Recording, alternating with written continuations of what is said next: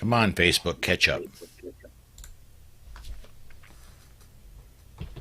Hey everyone, welcome to another edition of the Daily Bullet. My name is Paul Lathrop. I'm the Deputy Director of New Media for the Second Amendment Foundation. We will get going with the Daily Bullet right after we hear from the SAF after this ad. Joe Biden and Kamala Harris have vowed to take away your Second Amendment rights through gun bans, gun confiscation, and government regulations. Now, Joe Biden is no longer hiding his real intentions, and we need you to take action now. Whether it's a 9mm pistol or whether it's a rifle is ridiculous. I'm continuing to push to eliminate the sale of those things. But the Biden administration is coming after your right to own any gun. Joe Biden has already issued executive orders. All right, let's get things started. Our guest host or guest commentator today is Craig DeLuz of The Rundown. Tuesday is Craig's day. Craig joins us every Tuesday. And Craig, thanks for being here, man. It is always a pleasure, sir, to join you on Taco Tuesday. There you go. Well, and Mike, your partner on The Rundown, gets Throwback Thursday, which is appropriate considering he's somewhat of a throwback himself. So he's definitely a throwback. Right. No, that's a good one. Yes, he is. Let's get started with our news rundown today, man.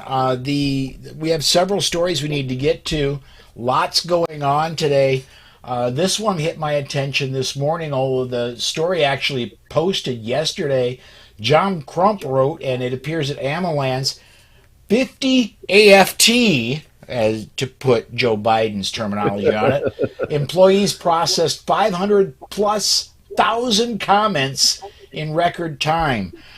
This seems to me like a impossibility. There's no way 50 people could go through 500,000 comments in just a few days. What do you think, Craig? Well, I think it was probably more than a few days, but I'm willing to bet that a huge percentage of the comments are probably close to the same exact thing. I'll put it to you this way. I don't know exactly how substantive some of the information or the data that they inputted was, but do I believe that 50 government employees can do 500,000 of anything in a reasonable amount of time? No. Yeah, and I'm right. John Crump actually did the math, and he writes, given that the ATF claims it finished reviewing all of the comments, it means each employee processed a minimum of 1,000 comments a day. If each employee worked 5 days a week, if the ATF employees worked the standard 8-hour shift, it would mean that each employee processed 125 comments per hour, or more than 2 a minute. Yeah.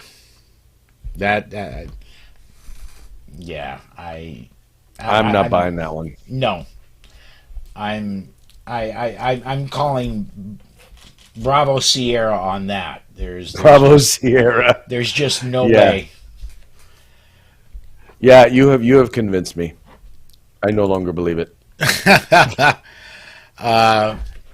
And then next one, and anybody watching, if you want to comment, if you have something that you want to add to, just comment. We'll get your comments on the air.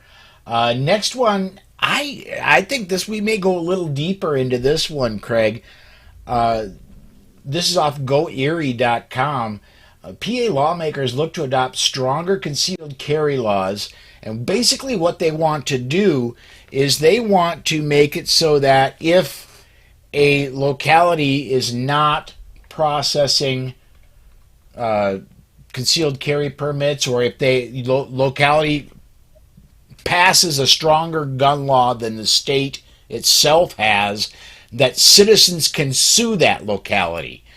And of course that has the anti-gunners all up in arms going, oh, that's so dangerous. And regardless, there's a real possibility this thing could pass. However, Governor Wolf, who is term limited and is a lame duck, he's done after 2022. That's his last year. He said he's going to veto it if it gets to his desk. So it needs to pass with a veto-proof majority, which is not at all assured.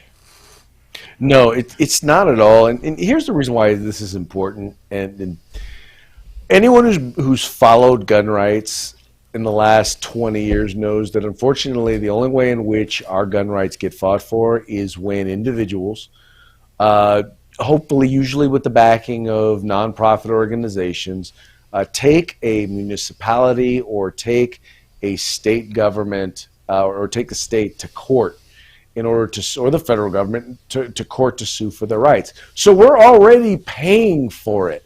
All this does is that it just will make it a lot easier to be able to go after them and sue them and actually get some significant enough damages to be able to hurt them and make them say, look, don't break the law.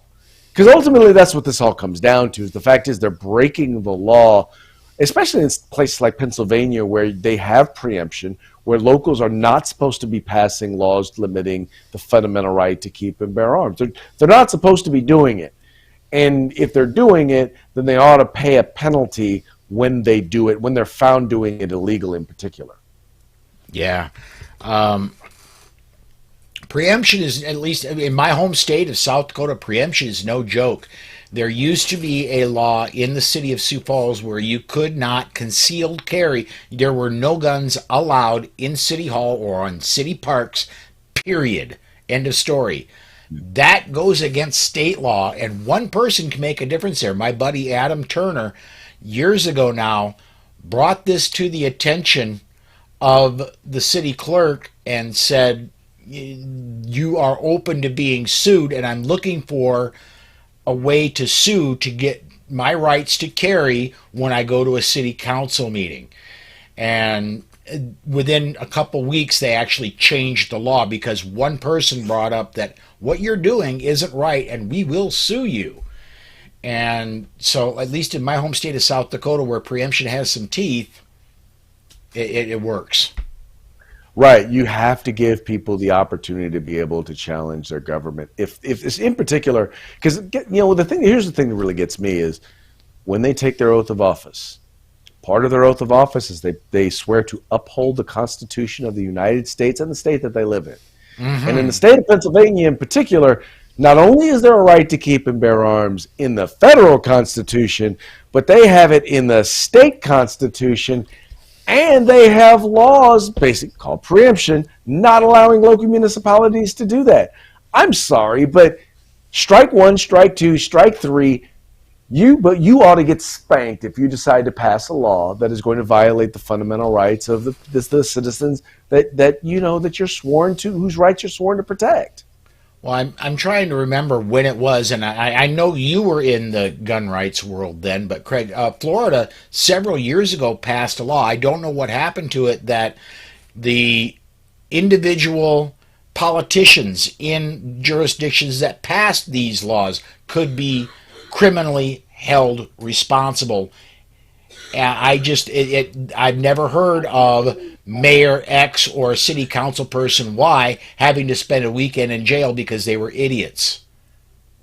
Well, now I know there is actually a law in the state of Pennsylvania where if an individual violates the Constitution or breaks the law in violating citizens' rights, they're supposed to face penalties. But the problem is it takes someone willing to prosecute them.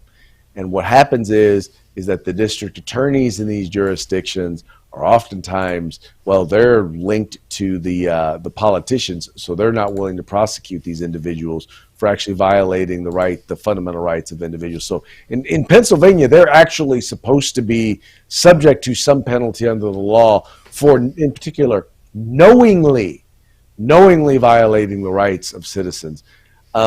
And we know that they know because in places like we're in Pittsburgh where they tried to pass gun control, their city attorney told them that, this isn't going to pass constitutional muster in the state of Pennsylvania. Yeah. My take over on YouTube said, make it hurt. We need the money to fight Bloomberg billions. Unfortunately, we when it's a civil rights case, there is the allowance of the suing party to get attorney's fees reimbursed. That does not, however, that's not all the cost of a lawsuit. And so I've spoken with my boss, Alan Gottlieb, specifically about this, and he's got I've actually seen the check from former Chicago Mayor Rahm Emanuel, where they had to write the check to the SAF for attorney fees. It's a wonderful actually being able to see that check and know that that they actually had to cut that check and the money went to good cause, but it didn't cover even close to the cost of the lawsuit, just some of it. Well, exactly. And then you've got the administrative stuff, all the stuff that goes into it, all of the outreach and all that. Because what happens is you wind up having to go to court to get the attorney's fees, and they argue against how much they want to give you for your attorney's fees. And they do the best they can to try and make sure that even if they lose, they have to give you as little as possible in order to, and like you said, what they give you barely covers your costs of the lawsuit. But ultimately, my whole thing is that there ought to be punitive damages. It ought to hurt. Yes. It should hurt, because that's the only way you keep them from doing it. And I'd like to see the individuals have to pay for it when the city, for example, when a city attorney says, yeah, this is not going to pass constitutional muster, and they decide they're going to do it anyway, they should have to pay out of their own pocket. 100%, and not out of their re-election campaign funds either. Oh, no. I'm talking about out of their own pocket.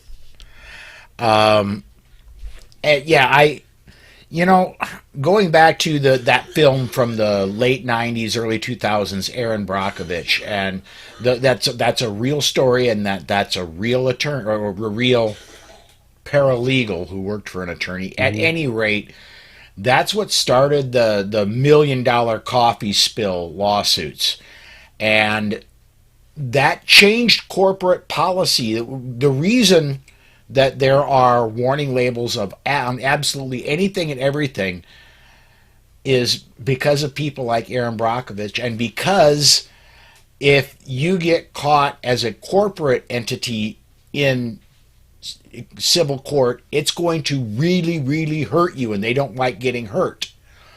We need to make it, I'm right with you, Craig, we need to make it so politicians hurt, and hurt bad, when they infringe on our rights. And not just the Second Amendment ones, but especially those. Well, in particular when they knowingly do it. Mm-hmm. You know, it's one thing if their attorney says, yeah, you got a good shot at this, and it's okay, but dude, I'm telling you, I've dealt with folks in the state of California, legislators who knew the general counsel, their legal counsel told them this was a bad idea, or told them that it was not going to pass constitutional muster, or was likely to face a challenge, and they chose to do it anyway. I'm going to get a comment in here, because I think Warsaw Patriot knows what we're going to be talking about before we ever get to it. He says, hey, Paul, have you told Craig about the current situation in Illinois, reinstating the COCO, but he later said it was a typo, that it was Cook County tax. Yeah, that was actually going to be our next story coming up. Let me bring that up. This is off the Western Journal. Chicago County defies Illinois Supreme Court, preserves unconstitutional gun and ammo ordinance. We talked a little bit about this last night on Polite Society podcast. And what happened here is that it was struck down by the state Supreme Court. State Supreme Court says, hey, it's illegal because you're not spending the money specifically on preventing violence. So the county went and said, okay, well, we're going to spend the money here and repass the ordinance.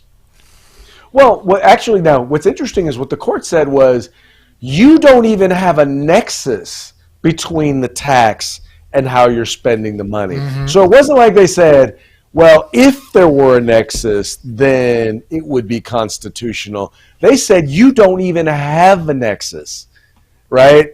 And so what they said was, what they heard was, they said we don't have a nexus. So they created what they believe is a nexus between the two. Well, okay, so if we do it to help address gun violence, now let's just be real. can they determine that a large majority or a significant percentage of the firearms that are utilized in violence involving firearms were actually purchased legally, right? That legally purchased guns, a huge, I mean, the point that I'm making here is this, is that it would be like saying, we're not going to tax every single car in the event that, and we're going to use the funds to pay for drunk driving accidents. Yeah, it's like you're going to punish all gun owners because a small percentage decide to commit crimes and abuse the right of owning a firearm. It makes absolutely no sense, and I will tell you right now, I believe that the Illinois Supreme Court is gonna come back, hopefully soon, with a ruling that is going to smack them down. New York Outcast, speaking to what you were just talking about, says gun violence isn't a thing, but violent people using a gun is. You know, if they would just take the people that are bad actors that are committing these violent crimes, put them away, and put them away for a significant amount of time until they're, I don't know, 60, 70 years old and have grown out of the violence. But see, according to Democrats, I'll just say Democrats, and are using our vice president example, that would not be being smart on crime. Smart on crime is we're going to decriminalize crime. Because once you decriminalize it and then they do it, it's not a crime anymore. Now, then they're going to go. Let me show and they're you going to take the people who are in jail for those things that are not crimes.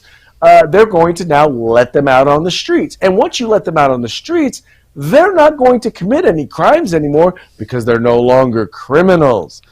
Except that they're going to keep pushing that line until they do eventually do something that is, in fact, a crime. If 2020 and 2021 have not proven the failure. I mean, by the way, this was Kamala Harris's idea, right? This is one of her big push of ideas. She was the Attorney General here in the state of California. Prior to her being Attorney General, we had 20-plus years of crime, including violent crime, going down. It went up for the first time in 20 years under Kamala Harris and has gone up every single year ever since. Absolutely. Forgive me if I sound a bit peeved about it because, it's my home. Let me, I'm going to get one in here because we were talking about this before we went to air. This guy's from my old neighborhood. Edward Sanchez says, greeting, Judge, from behind enemy lines, La Jolla, California. I used to live in El Cajon, not that far away. But again, that was, 22, 23 years ago now. So, yeah, it's been a while. But I'm familiar with the land of fruits and nuts. Let's put it that way. Hey, La Jolla, San Diego, as I was saying when we talked, it is everything that everyone thinks California is. 70 degrees year round, nice beaches. It's phenomenal. And the only thing wrong with San Diego is that it's in California. Warsaw Patriot, I want to get a couple of comments from him in. You want to hurt politicians? Take away their immunity, and then he follows up with, and their pensions. Yeah, you know what? I would have no problem with that. One of my big pet peeves is Barack Obama was a thousandaire when he got elected to the Senate.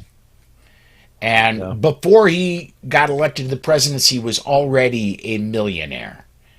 And almost anybody who gets elected and spends more than a term or two in office goes in, usually fairly well off, leaves a multi-millionaire. When we stop making it supremely profitable to be, I would love to see the United States go back to citizens in the House and the Senate. Citizen legislators, not while I'm not opposed to that, I'll tell you the reason why this would not turn it into that. And I'll just give you an example.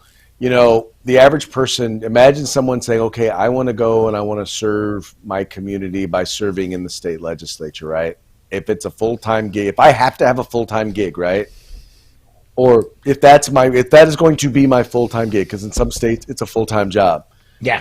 Then you go, for example, in the California legislature, you have no pension, you earn no pension. And so for the average individual, you're thinking, can I afford to go without a pension? Can I afford to not work, to not earn a pension, to not earn my retirement? And a lot of people are going to say, no, I can't. So you actually make it harder for the average citizen to actually become a legislator by doing that. Once again, I just to throw that out there. Mm-hmm. The thing is that people talk about money in politics, and I tell people all the time, the only thing that's going to remove the influence of money in politics is an engaged and an educated electorate. People who are willing to decide that I'm willing to do the research for myself, I'm willing to look up the information for myself, because it's not hard to find. It's not hard to find how people voted on what, and then hold them accountable, to that. But right now in California, where we have term limits, where you have that is you have mostly, at least on the Republican side, see on the Democratic side, they have the labor unions and the trial lawyers and them putting up money to carry their campaigns.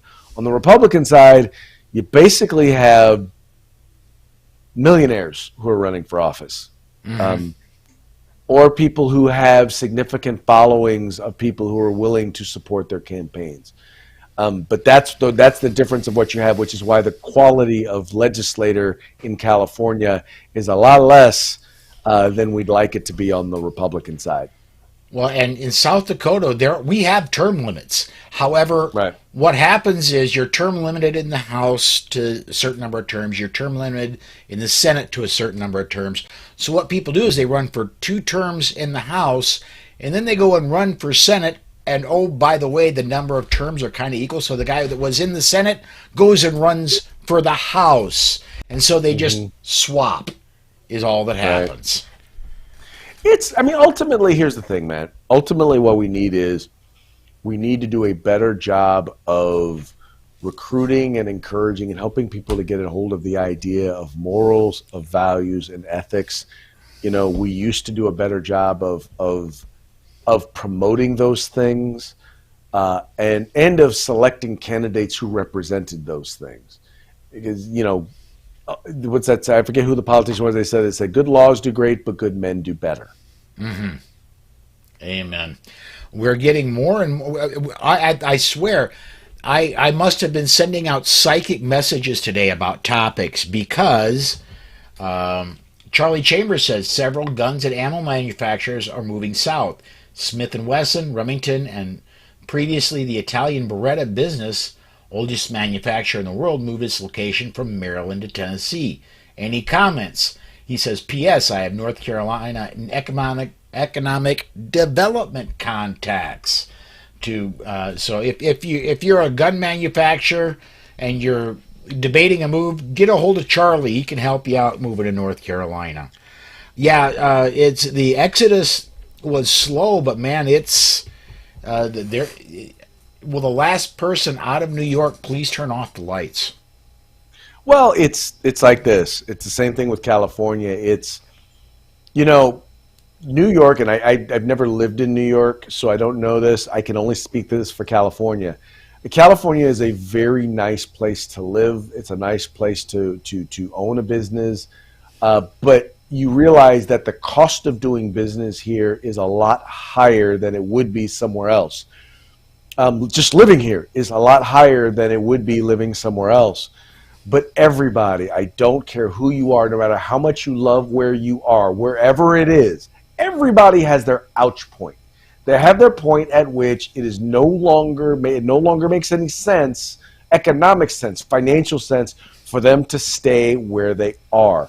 And when it comes to business, this isn't just about good gun business, because, by the way, New York is going after gun manufacturers right and left, right? Once they're done with the NRA, they're going after folks like Remington. But but it just makes good business sense. Why not move to a place where they actually value ingenuity, where they actually value the fact that you are bringing jobs, where they actually value you as a business and as a business owner and as an individual. And that's why even left-wing businesses like Tesla and Wells Fargo and Levi Strauss are leaving places like California. It just makes sense. And for Remington, and I know they were dealing with some other issues that they had to get straightened out before they left New York, but now that they're on top and they're on track, it only makes sense for them to continue building upon what they're doing to move to a place that will actually encourage them to be successful as opposed to discouraging them from being successful. Let me get this one in here. Edward Sanchez said, Craig DeLuz was our guest speaker a couple years back at San Diego County Gun Owners Gun Prom. Good guy. Glad you're on our side, Craig. Gun Prom, man. That sounds like a whole lot of fun.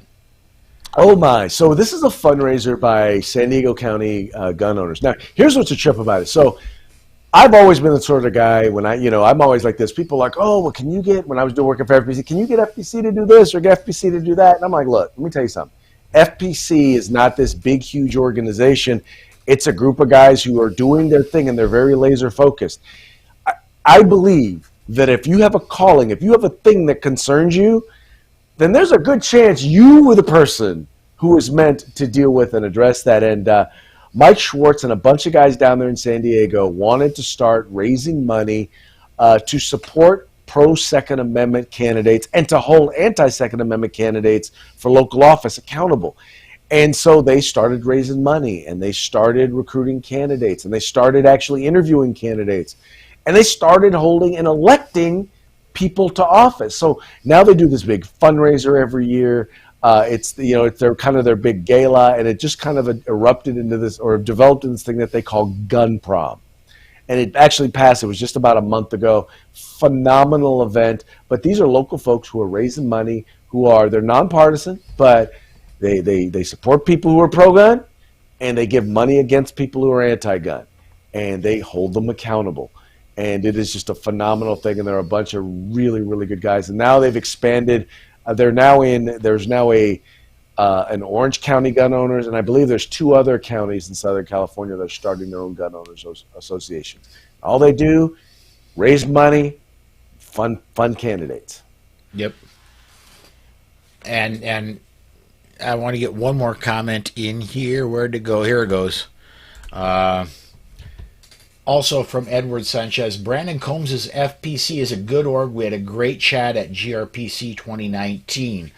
I have absolutely nothing bad to say about Brandon or Firearms Policy Coalition. Those of you who know me and have known me since before I came to work for the Second Amendment Foundation know that Firearms Policy Coalition sponsored the Polite Society podcast before I took the position with SAF. So I have nothing but good things to say about Firearms Policy the Firearms Policy Coalition. The matter of fact, SAF partners with FPC on a lot of lawsuits. Yes.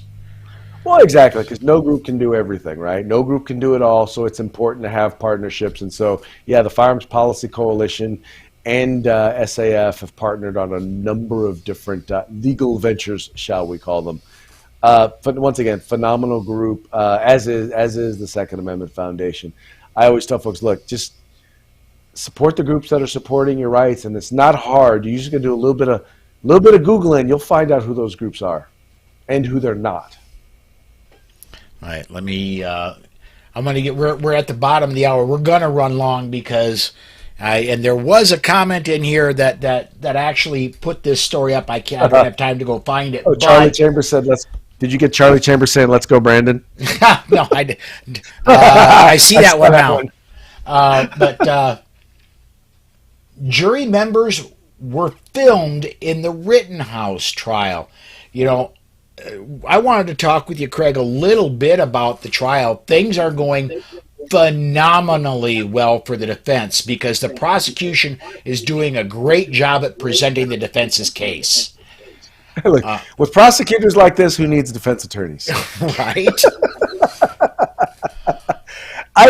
How bad must it be to have every piece of video evidence that you have be used against you? To have every person who's come, every witness you have come testify, basically say, yeah, no, it was self-defense.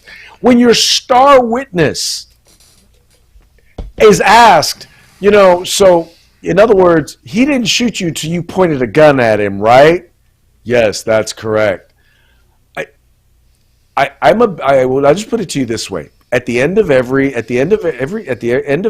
prosecution, and the prosecution's now rested, usually that day or the next, the defense will. It's kind of perfunctory, but they'll request that they'll ask for a directed judgment summary, right? Summary judgment, basically saying, look, they didn't make their case, dismiss the charges, he's innocent.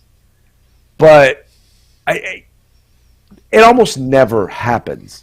This is one time I will tell you where it would not surprise me if they asked and the judge granted that summary judgment.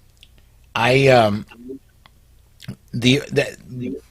the case as I have, and I haven't been as deep as a lot of people, I would encourage you, go look up Andrew Bronca, his video series. He's been doing a daily post about the trial, and he's been doing an amazing job. He's a self-defense attorney and has been doing a great job at dissecting the trial day by day. Go look up some of his videos. But if this does go to the jury and there is anything but straight down the line not guilty, the reason anything happens other than straight down the line not guilty is because witness intimidation. Things like jury members being filmed as they're going into court. Well, exactly, and we know that is definitely one of their tactics. The only thing that I'm curious about is I know that one of the charges is possession of a deadly weapon by a minor, and I don't know enough about Wisconsin law to know whether or not that is something that could potentially stick. That's the one charge that I'm kind of curious about. But in terms of the murder and attempted murder and manslaughter charge, there's absolutely no way any of those should result in convictions. Absolutely. We are over our 30 minutes, and we're gonna have to set it aside for here. But specifically, Warsaw Patriot on the YouTube side, I see that you wanted my thoughts on something. There have been so many comments I cannot sort through them. If you would please do me a favor and email me at paul@politicsandguns.com. Again, that's paul@politicsandguns.com. Email me your question. I promise you I will address it tomorrow. But I think we're going to set aside here, Craig. It's been a really quick 30 minutes, and we've covered a lot of ground, man. It always is. It always is fast, but that's because we have so much fun. Absolutely. All right, folks, come join us again tomorrow, 5 p.m. Central Time. And 5 p.m. Central Time every day this week, we'll go over the 2A news of the day. Tomorrow, after a week's absence, Dan Waz joins us again. So thanks again for watching, and we'll see you tomorrow on the Daily Bullet.